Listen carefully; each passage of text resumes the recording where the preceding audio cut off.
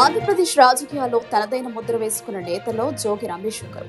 BC వర్గానికి చెందిన ఈ నాయకుడు సాధారణ కార్యకర్తగా మొదలై మంత్రిగా ఎదగడం ఆయన కృషి, ప్రజలతో మమకారం, నిబద్ధతకు నిదర్శనం. రాజకీయాల్లో ఆయన దూకుడు, స్పష్టమైన అభిప్రాయం ఆయనకు గుర్తింపు తెచ్చాయి. జోగి రమేష్ ఎప్పుడూ తన ప్రజల కోసం పోరాడే నేతగా పేరుగాంచారు. ఏ పరిస్థితుల్లోనైనా ప్రజల సమస్యలపై తన గొంతు వినిపించడంలో ఆయన వెనకడుగు వేయలేదు. వైసీపీ ప్రభుత్వంలో మంత్రిగా ఉన్నప్పుడు పేదలకు ఇళ్లు, సంక్షేమ పథకాలు, ప్రజా సమస్యల పరిష్కారానికి కృషి చేశారు. ఇటీవలి ఆరోపణలు, అరెస్టు వార్తల మధ్య కూడా ఆయన మానసిక స్థైర్యం కోల్పోలేదు. తాను ఎలాంటి తప్పు చేయలేదని, ఇది రాజకీయ కుట్ర అని ఆయన సమీప వర్గాలు చెబుతున్నాయి.